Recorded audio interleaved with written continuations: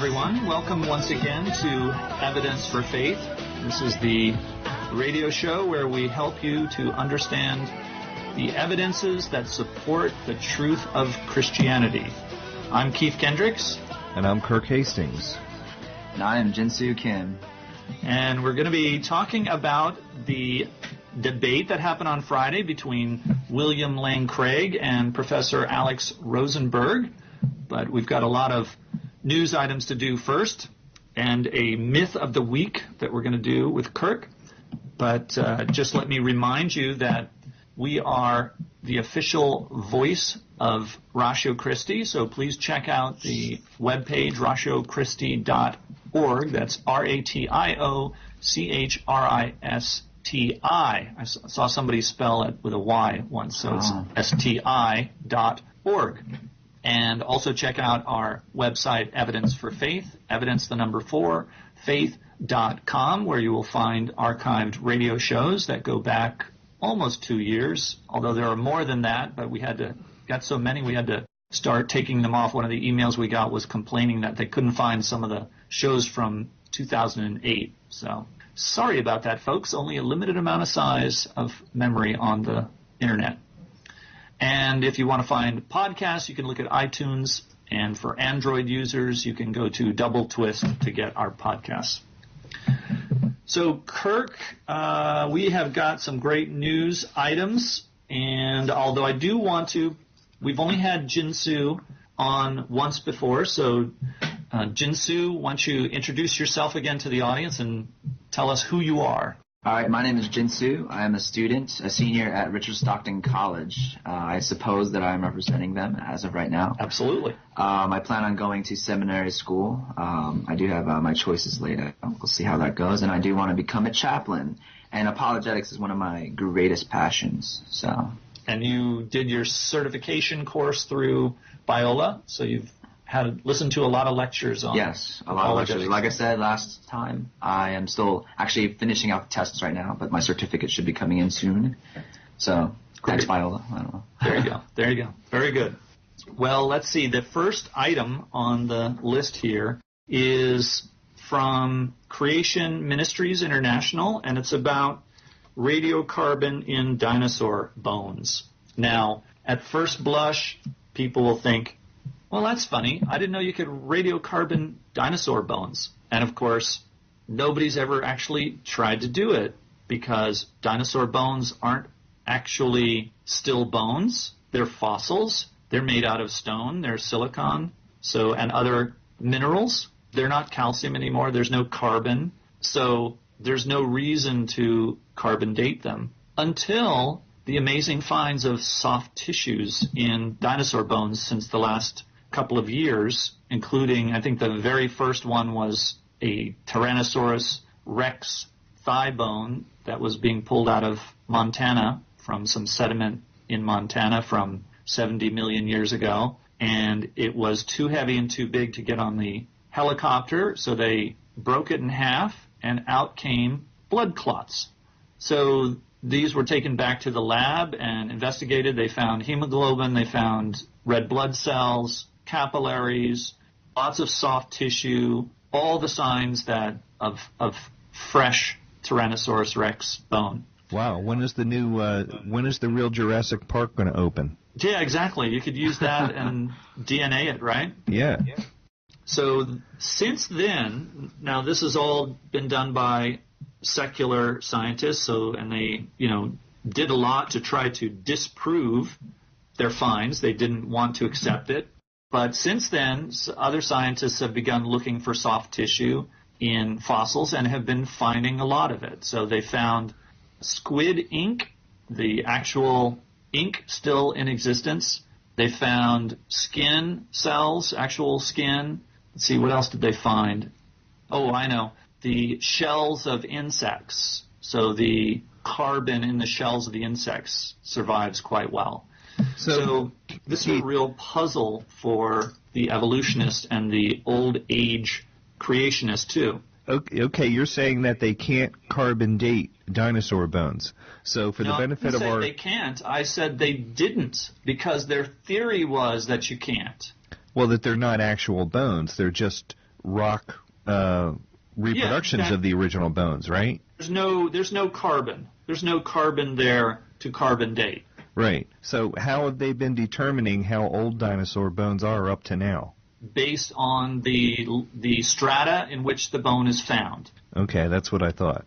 So and how do they find out what age the strata is? They find out by what fossils are there. So they use what are called index fossils, such as clams, because clams proceed through the entire strata in just about all geological systems. You can find clams. So they use clams as a big index fossil. So they use clams to date the strata, and then based on just the theory of evolution, how old the clams and how they've changed over time, according to the theory.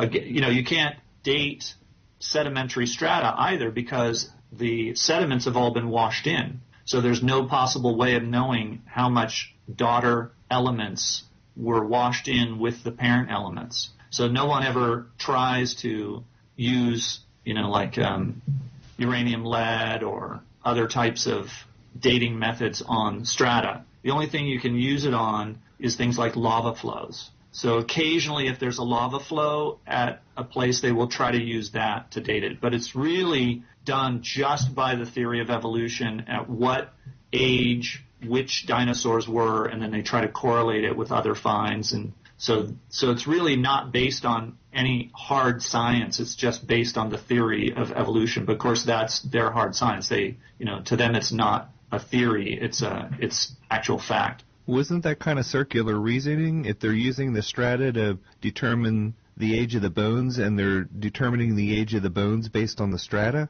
Yeah, they're determining the age of the strata based on other fossils. Yeah, that's exactly right. There have been long complaints about this from creationists, but the only thing they'll say is that, well, we have also lava flows. But of course, if you go and measure the date of the lava flows at, say, Mount St. Helens, which blew up in 1981, something like that. Yeah, the mid 80s.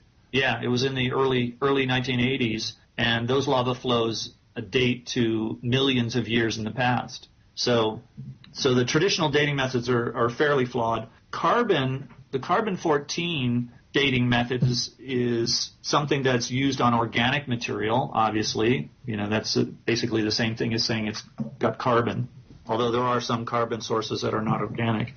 But here's what the article says. A team of researchers gave a presentation at the 2012 Western Pacific Geophysics meeting in Singapore, August 13th through 17th, at which they gave carbon-14 dating results for many bone samples from 8 dinosaur specimens. So this was multiple samples from each of the specimens. They were also all different levels, different types of dinosaurs. They just had to have enough bone cells to be able to get the carbon for dating. All gave date ranges from 22,000 to 39,000 years, right in the ballpark predicted by creationists. But if dinosaurs really were millions of years old, there should not be one atom of carbon-14 left in them. This was a joint event of the American Geophysical Union and the Asia Oceanic Geosciences Society. It appears that the researchers approached the matter with considerable professionalism, including taking great pains to eliminate contamination with modern carbon as a source of the carbon-14 signal in the bones. The lead presenter was Dr. Thomas Seiler, a German physicist whose PhD is from the Technical University of Munich. There's a video presentation on YouTube at the time of writing of this report. And the reason they say that, this is the report from Creation Ministries International, is because the abstract was removed from the conference website by 2 chairmen because they could not accept the findings. They were unwilling to challenge the data openly. They erased the report from public view without a word to the authors or even to the AOGS officers. They say, indeed, one can go online to see a screenshot of the original program, but going to the official conference site, the talk has clearly been removed. Go to Wednesday, room Leo 2, double-click on BGO2, which is the session that had the presentation, and the numbers go from 4 to 6, omitting presentation number 5, which was the one with the carbon-14 and the dino bones.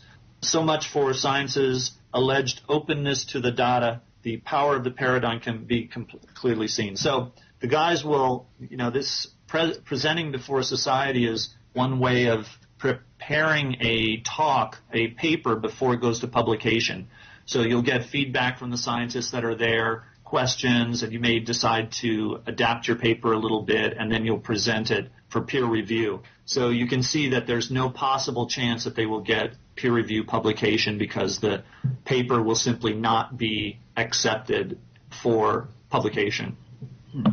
Wow. So, yeah.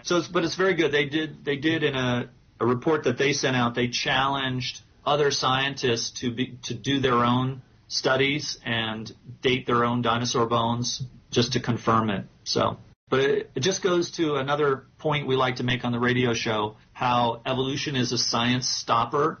Because of evolution, they simply will not investigate anything that might disagree with evolution, and anybody who does gets shouted down or shut up or silenced. Is there some place on the internet we can go to get more information on this story? Yeah, if you go, the YouTube presentation is great because you see the scientist presenting his data and you see his slides, and he goes over all the different methods they use to prevent contamination. And of course, with the newer methods, the laser spectrography and techniques, there is virtually no contamination. So, but he still gave many different arguments.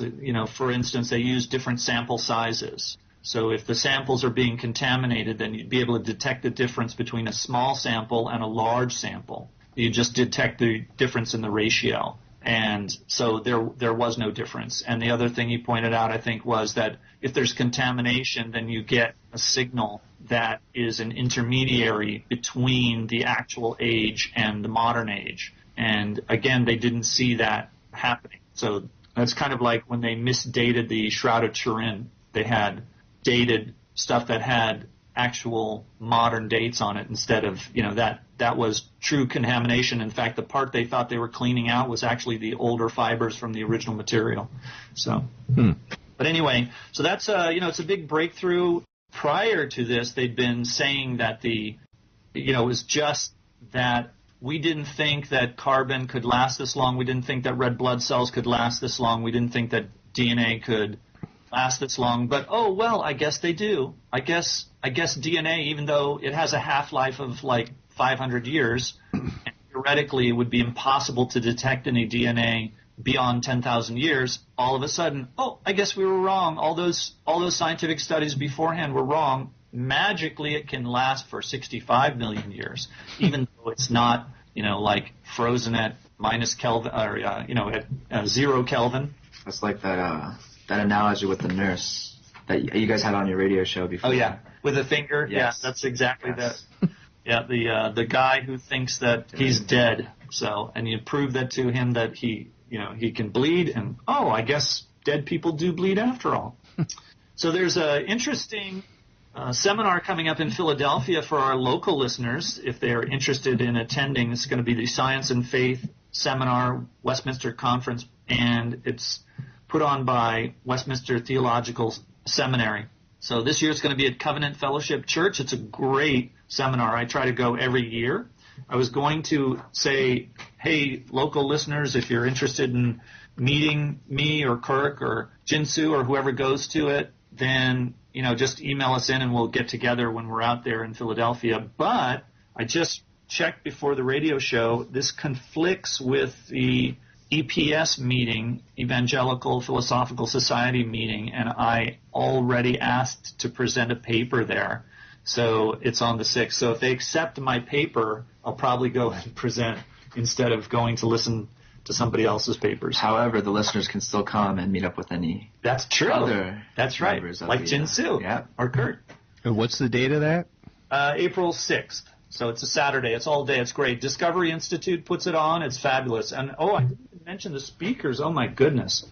The speakers, Dr. Stephen Meyer, who we had as a guest on the radio show, the author of Signature in the Cell, which is a fabulous, fabulous book if you want to learn about intelligent design. And also Dr. John Lennox, who is a brilliant Oxford mathematician, really, really smart guy. This guy doesn't have to talk for more than about 10 minutes before you start thinking, I don't think I've ever heard anybody this intelligent speak before. So he's really, really terrific to listen to. I don't know. He might. We might have just listened to a debate where there's a guy. Oh yeah, might rival his intelligence. Absolutely. Yeah, William Lane Craig is right up there, along with J.P. Moreland. So they're all in the same category as far as I can tell. Then the one other thing that I wanted to mention was the Cornwall Alliance, which is a terrific Christian environmental organization, tries to correct a lot of the environmental inaccuracies of the secular left. Did a little essay on the movie The Promised Land. Jinsu, did you see The Promised Land? Nope. So this was a recent movie. It was a flop in the box office, but it starred Matt Damon. And so it's one of those things that, it'll go into DVD, and then teachers in elementary school probably not elementary, but junior high and high school will be showing this for decades, just like they show Inherit the Wind. Did you see Inherit the Wind? I have not seen it. You have not? Okay. No. Maybe they're finally not showing it anymore since it was a 1960s movie. I know for a fact that people were telling me they saw it in school being showed as if it were a documentary, when it's really just a badly done movie, at least as badly done in the sense of inaccurate. In fact, they didn't even have it's a documentary of the Scopes trial. They didn't even have the names of the characters the same because they knew it was really not about the Scopes trial. So all the characters have different names, and all the facts are all totally different, and it's just a propaganda piece to ridicule Christianity, but that's good enough for most of the teachers that show it. I know I saw it a couple of times in public school, and I know plenty of kids who've seen it since. Yeah, I have an entire section in my book about all the historical inaccuracies in that movie. Yep, and it's since been redone in a very great way. They, instead of just making a documentary and just showing the kind of very dryly what actually happened, what they did is they made a new movie called Alleged. Did you see that, Kurt? No. So that was another story-based movie, but in this case, everything is accurate. So everything that is said in the courtroom was actually said from the transcripts. The names are the same because they, didn't have to change them. But they were able to bring in a lot of other nuanced things that were going on at the time, because remember, this was, 1929, I think, when the Scopes trial took place. It was right before World War II. It was right during the heat of the eugenics movement. And that is one of the reasons why the Kentucky legislatures tried to ban the teaching of human evolution. See, that's another thing they mistake. They didn't try to ban evolution, the teaching of evolution. They tried to ban the teaching of human evolution, because in the United States, they were starting to sterilize people against their will because they believed that they were animals developed from monkeys. And so human evolution was showing that you could breed people, and Harvard and Princeton and all the major universities were pushing eugenics, and about 60,000 people were sterilized against their will in the United States between the early 1920s and 1960. I think the last forced sterilization was in 1960. The implication of ideas. Yep. Bad ideas have bad consequences, and evolution is a very bad idea. And that was the basis of Hitler's concept of the master race also, that you could, take the quote-unquote better human beings and make more copies of them, and you'd come up with a better human race. Yep, the little short guy, Hitler, that was kind of skinny and not even totally Aryan and had some blood in his background. Yep, he was all for breeding people. If you're just joining us, you are listening to Evidence for Faith. I'm Keith Kendricks. I'm Kirk Hastings. Jinsu Kim. And we're going to be talking about a debate between William Lane Craig and Professor Alex Rosenberg. But before we do that, we have the Mythbuster Myth of the Week. Yeah, we have to get a little musical theme for that. I'm telling you. Okay, I better try to do this quickly so we have some time left for our subject. This week's myth is Christianity is incompatible with science. Of course, that's something that we've dealt with quite a number of times on this program, but I have a little different outlook on it here. So to basically give you an overview of what I'm talking about here, let me say that science, by definition today, has no way to examine Christian beliefs or God's reality because it properly limits itself to study of the physical world only. True science and true Christianity examine evidence in different ways, but their findings are ultimately compatible. Now, as Soupy Sales used to say, what do I mean by that? Good idea. Okay. The Latin word scientia refers to all knowledge, used to refer to all knowledge, not just, knowledge of the physical universe. That included, like theological knowledge, was considered a science. Interestingly enough, I'm sure a lot of people don't realize that. Science today defines itself as limited to knowledge of the physical, and while this definition is somewhat reasonable, it does not mean that something outside the physical cannot exist, because science is supposed to be based on evidence, and there's no evidence that every phenomenon is physical. Now, here's some interesting stats I have here. 40% of professional scientists are practicing Christians, and there are many others who are theists of other kinds. Fewer than 30% are atheists. In universities, more Christians are found in the natural sciences than in any other fields. Imagine that. In Christianity, God creates a rational universe and rational minds capable of understanding it. But many scientists practice a closeted faith. Because groupthink, the idea of groupthink, causes significant underreporting of religious belief for fear of negative sanctions by secular colleagues. Many scientists' attitudes toward religion, therefore, are more the result of politics and peer pressure than of actual science. Mm-hmm. Think about that. Yep. Now, this is interesting, too. In the research that I looked up, it says the findings of science today actually now indicate that the existence of God is more likely than not. The scientific enterprise itself is validated by his existence. Think about this, if there were no cosmic order and regularity, there could be no science. The laws of nature are neither simple, nor necessary, nor self-evident, nor adequately explained, even today. But imagine the impossibility of proceeding with scientific inquiry if nothing behaved in an orderly, regular way. Right. People often forget that natural law is a human construct that humans have derived from observing the orderliness of nature. It is still completely unknown why these laws are, or what they are, or whether they may ever change or not. Now, Isaac Newton observed that the laws of nature are not laws of logic, nor are they like the laws of logic. However, anti-theists insist on the absolute incompatibility of science with Christianity, but they don't think about the fact that sustained scientific development originated in Christian Europe. The Christian view is that God created the world rationally, mathematically, and regularly, and he creates humans with the ability to understand and appreciate it. Science first arose in Christian culture, believe it or not. Right.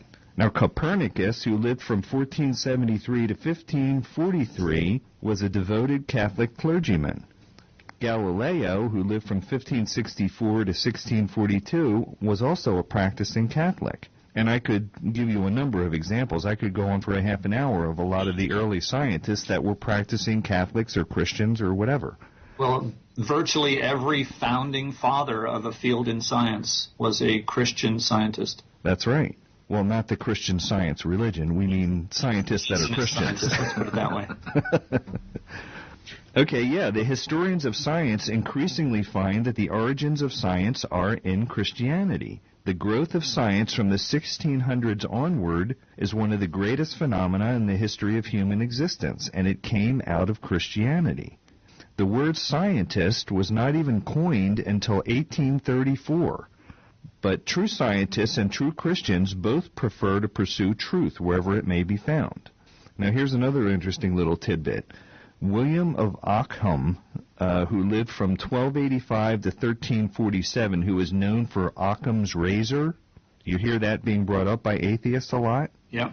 Okay, what Occam's razor is to define it, it would be the best explanation is the simplest one compatible with the evidence. Right. Now, he also said that although God's power is absolute, now he was a Christian, that although God's power is absolute, God chooses to create a consistent system in which he rarely has to intervene. This premise enables Christians to believe in a cosmos constructed along rationally coherent, observable principles, without denying the idea that God has the power to change anything if he wanted to.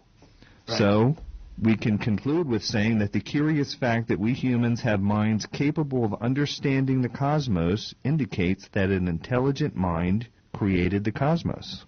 Very good.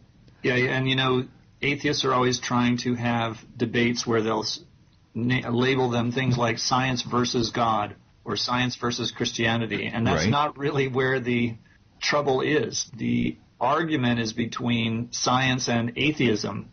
Well, the argument is also between Christianity and Darwinian evolution. Right. But they often equate Darwinian evolution with science. Therefore, they say if Christianity and Darwinian evolution are not compatible, then that means Christianity and science are not compatible either. But that's not the same thing. That's right.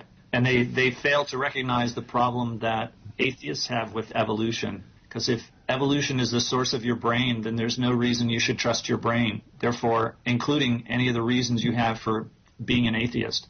Sure, it's just a bunch of chemical and electrical reactions. So how do we know that anything that's going on up there really mirrors the truth of the universe? We don't. You don't have any good reason. That's right. You don't have any good reason. And we'll bring that up in the discussion of the debate, too. Before we go to the debate, your co-host brought up a really interesting idea. And I feel like it cures one of the issues with science, and that is if you are to base science in a purely empirical fashion, then you're basically to say I can only trust my five senses. Then how do you prove that the statement of the only thing you can trust is things you can trust with your five senses? How do you prove that with your five senses? Well, instead of basing it in that kind of circular logic, if you base it in some kind of rational being or some kind of rationale outside of that same logic, then it actually cures that issue. So actually, some could argue that Christianity actually gives more validity to science. Well, it does. Yeah, it does. And that's why no other culture developed science but the Christian culture. So they had technology. They had some areas where they had figured some things out. But there was no broad-based, systematic approach to developing knowledge that, like what came out of Christianity. So many cultures thought, that the world was cyclical, and whatever started would just come back around, and so there was essentially no hope to anything. There was no reason to try to advance because it was just going to come back around again. So, but anyway, we did a show on that in the past. So, well, Kirk, you didn't get a chance to listen to this debate. It was on Friday. We hosted it at Ratio Christi in Stockton College, and Jinsu was there. So, Jinsu, you want to give us your initial impressions of William Lane Craig versus Alex Rosenberg, and the topic was, is belief in God reasonable? My initial impressions on the debate. Yeah. Well, my initial impression was when I first wrote notes for the debate, all I did was write basically mistakes that both sides were doing. And it was really funny because in terms of just debate style, I have to say that William Lane Craig is an expert at debating. And Alex Rosenberg, regardless of how intellectual or smart he may be, just failed to meet the debate etiquette, and I think it really harmed his debate in its entirety. So, right. Those were just my initial reactions. Mm-hmm. And what about the quality of the arguments, though? Ignoring the format and the fact that Bill's been doing this for a really long time. That's true. So, unfortunately, because Alex Rosenberg did have that bad etiquette, had a hard time hitting the actual rebuttals against Craig's arguments, it became very weak. His arguments became very weak because of that. He had no I guess, basis in a lot of his arguments, only because he was attacking the wrong issues entirely. Right. And so he seemed to be. Yes. Yeah. He even redefined the debate.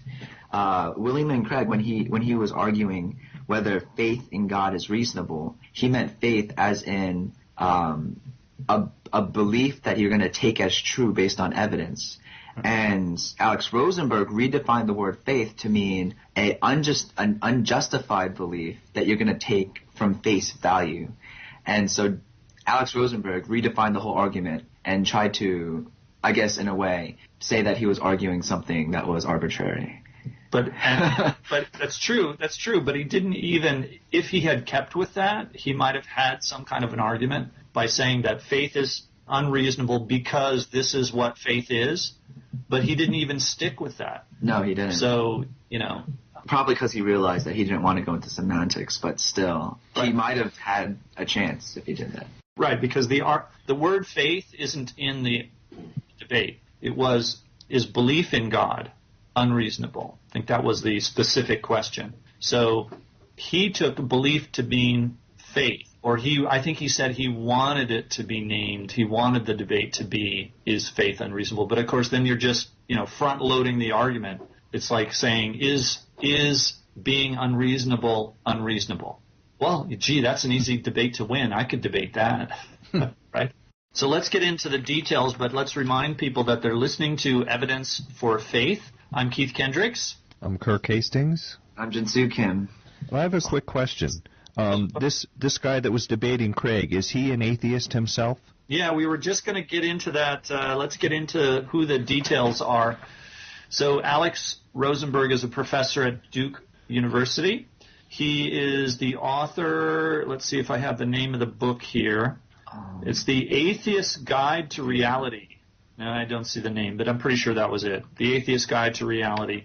He is an award-winning philosopher. He holds many seats and teaches at many universities, including Oxford. So this was no slouchy, this was not just grab your local junior college professor of philosophy. This is a major player in the field of atheism and has written on the topic, teaches on the topic, published on the topic, travels all over the world teaching on this subject. So this was no slouch. He was a big name, and it was great that Bill was able to debate him.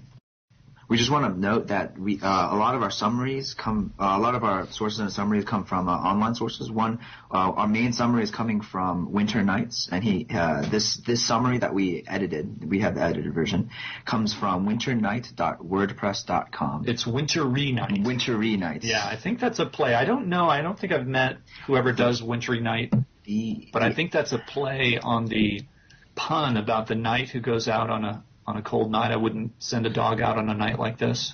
I'm pretty sure that's where he gets it from. Now, I have here that the guy's name is Wintry Night, but the website itself is Winter Night, so maybe that has to be double-checked. So. Yeah, no, it's Wintry Night. Okay. Yeah. It's a great website. I recommend it highly. He's got a lot of good things, and he also does some Christian worldview things, so he actually is a good complement to the radio show, because he not only talks about apologetics, but he also evidences that Christianity is true, but he also talks about some of the ramifications and benefits of Christianity versus some of the other worldviews like humanism or Islam and things like that. Now, the joke that you're referring to, actually, I believe that was presented on the old Honeymooners show once, which was... old joke. Yeah, I was talking, I wouldn't send a dog out on a night like this. Well, then they twist it around, and the joke says, it's talking about a knight that loses his horse and goes out on a dog, and they say, I wouldn't send a knight out on a dog like this. And that's my only guess as to where he gets the name Wintry Night. Okay. So just want to clarify that. Us old people know those old jokes. Let's get into the actual arguments, because Bill Craig was in the affirmative. He went first. So he gave 8 arguments for the rationality of belief in God, 8 arguments that God exists, and therefore, since you have evidence for your belief, then it is rational to believe. and I guess what we'll do is we'll summarize them, and then we'll go through the details of them, and then talk a little bit about how Rosenberg tried to answer them. So let's begin. Jinsu, you want to go through what the 8 arguments? Kirk, by the way, were you able to get those notes? No, I didn't have time to get them before I ran over here today. All right, well, then you'll have to be the major question-asking person. Oh, I can do that. Good. All right. I'm just going to go over the argument titles and basically a very brief explanation. I'm not going to go into the premises yet. The argument from contingency is that God, a transient personal being, is the best explanation of why a contingent universe exists. The cosmological argument basically states that God is the cause of the beginning of the universe. And it's basically attested by physics and cosmology. His third argument actually was a new one I didn't hear before. The applicability of mathematics to nature. And basically that's that God is the best explanation for the applicability of mathematics to nature. The fine-tuning argument was next. It's that the God is the best explanation for the fine-tuning of the universe to permit life. Intentionality of conscious states. Now, I think you know that was one that was probably in reference to his book. Right. Okay. I think he deliberately picked that because of something that Rosenberg talks about in his book, which we'll get to when we jump into the analysis. So the intentionality of conscious states is that God is the best explanation of the intentionality of our mental states. All right. The moral argument, God is the best explanation for objective morals, in that their values and duties and such. The resurrection of Jesus, that God is the best explanation for the core of historical facts accepted by most ancient historians across the ideological spectrum. And the last one, which is one of my favorites, is religious experience. God is the best explanation for immediate experience and knowledge of his existence. All right. So those were the first, I guess, what did they get, 20 minutes? I think they each had a 20-minute opening, and then they got 12 minutes, and then 8 minutes, and then 5 minutes, something like that. So that the whole thing took up a total of 90 minutes of debate time. So that was very good. Then Rosenberg came back with his presentation, and he started out with some real obvious ad hominems, real attacks against the opponent. That's so for people that aren't familiar with it, that's a fallacious way. It's an irrational way of arguing, saying that your opponent is stupid or uneducated or something like that, and that's the way of argument. It's basically shooting the messenger, isn't it? Yeah, exactly. Yeah. Can I make a note about ad hominem? Yeah. I mean, there actually is a use for it, believe it or not, and that is if you're attacking the correlation between an action and a response. However, if you're making a logical argument and you use an ad hominem fallacy, the problem with that is that the actual argument itself is left unconstituted, which allows it to cause major problems later on. So it's just not a good thing to use in any debate or argument or paper or anything. Right. So. If you hear an ad hominem argument, you should not listen to it. Yes. That is attacking the person instead of the... Right. So he said things like, Dr. Craig doesn't listen. Dr. Craig is not interested in getting at the truth. Dr. Craig is just interested in scoring debate points, things like that. So, we're going like, oh, okay, well, that's a great way to start off your arguments. So then, let's see, what did he talk about? He talked about, this was a good one. He said that 95% of the members of the NAS are atheists, so National Academy of Sciences. 95% of them are atheists. So there you go. That's how you know that atheism is rational and belief in God is irrational. Well, then you could have said if you lived in Germany during World War II, since most people are Nazis, then Nazism must be right. Yeah, that's true. Yeah, exactly. It was an appeal to numbers, to authority. 80 million flies can't be wrong. Yeah. Not a very strong argument either. But then he did this argument about effects don't require causes. So we talked about that on past shows, and typically they'll mention if they say things can happen by themselves, they don't need to be caused. Well, that's not the argument that Bill was making. Bill was saying that the universe had a beginning and therefore needed a cause. But they basically say that since things like radioactive molecules can give off elemental particles spontaneously, that is, it doesn't appear to have a cause that we can identify, therefore effects don't need causes. Or a lot of times they'll also, he didn't mention this, but a lot of times they'll mention virtual particles can pop in and out of existence in the quantum vacuum. But of course, and that actually isn't an example of something without a cause, because those virtual particles are forming due to the harmonics of the energy waves that are passing through the vacuum. So if the harmonics get just right, the energy will transpose itself into matter. But the more massive the matter is, the more instantaneously it disappears. For any philosophy students out there listening, the argument he was trying to say is that the random particle uranium thing is that because of this, that the principle of sufficient reason is false. But the thing is, William, the actual argument was about necessary reason. So right. I don't know. That's just for you philosophy majors out there if you want to look into that. Well, I thought it was an accepted law of science that every cause every effect has to have a cause. Is that right or not?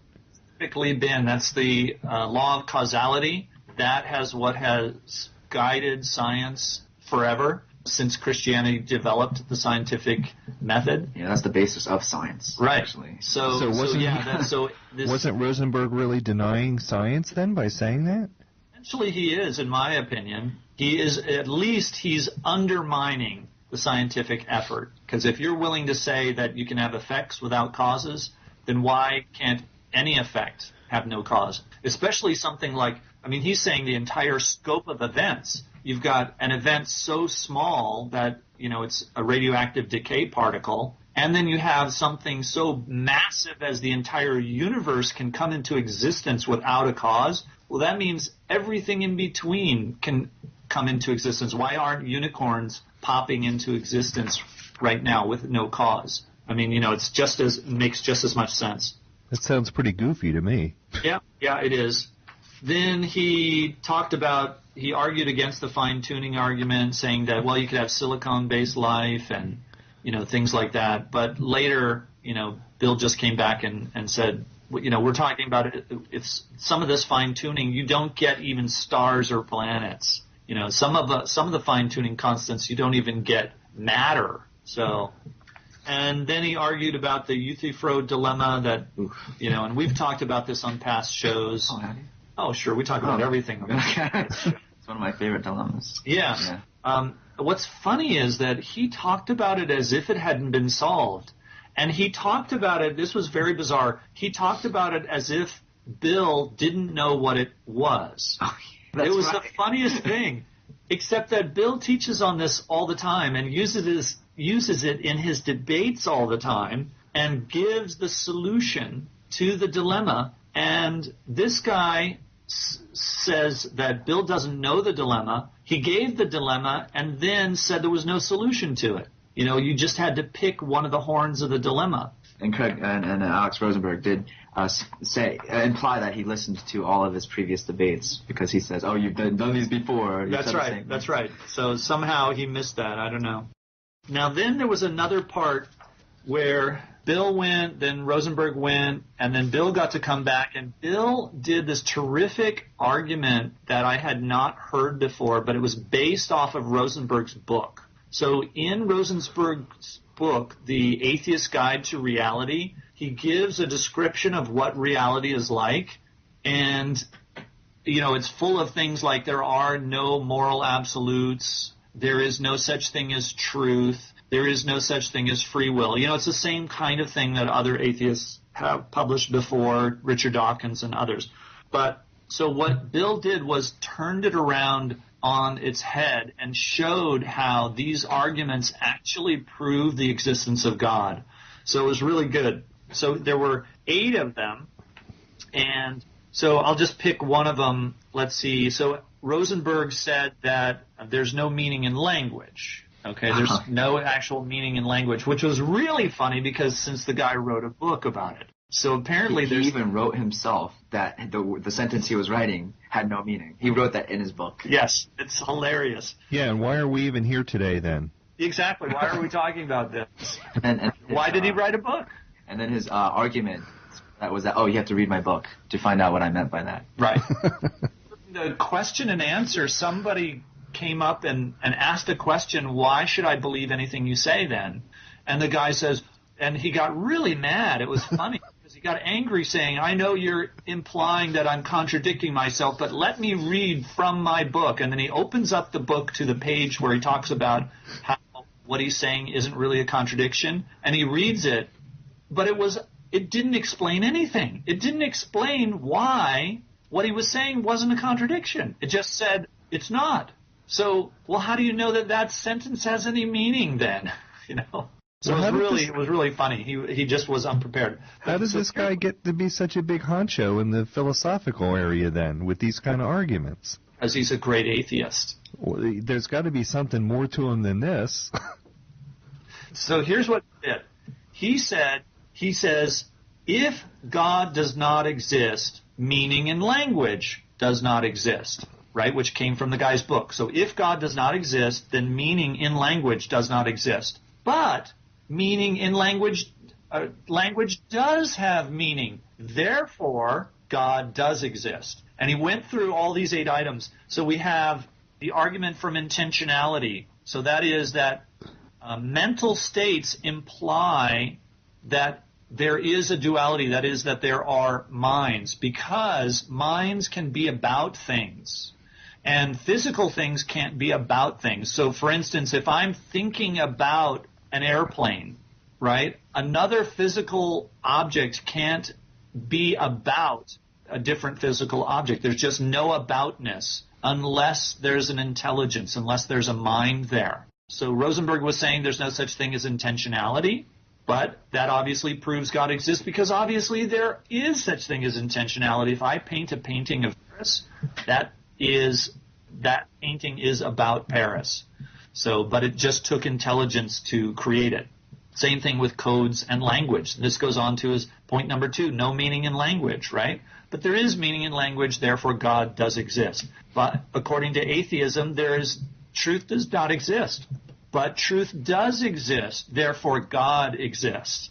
According to atheists, there is no moral truth, so there's no moral praise or blameworthiness. No one is morally praiseworthy or blameworthy. But that's not true. Morals do exist. Therefore, God exists. He also said, according to atheism, there's no such thing as free will. But there is such thing as free will in reality in this world. Therefore, God does exist. Number 6, according to atheism, there is no purpose in life. But according to everything we know about life, life does have purpose and meaning. Therefore, God exists. Number 7, there is no concept of the enduring self. You don't endure 1 second to the next because you're just a continuous stream of particles. There's no actual you there to be continuous. But we know that that's not true. You are the same person now that you were when you began to listen to this podcast or radio show. Therefore, God exists. And the last one is the experience of first-person subjectivity, the I, right? In atheism, there is no I. You're just the random accident of molecules in motion. But you do exist. There is an I. Therefore, God exists. So that was the debate. It was really great. Kudos to our friend Bill Craig, and we should try to get him on the show. Well, that'd be great. It would be great, wouldn't it? You've been listening to Evidence for Faith. I'm Keith Kendricks. I'm Kirk Hastings. So you can. Please join us again next week for more evidence that Christianity is true. And always remember that the best reason for being a Christian is because it's true.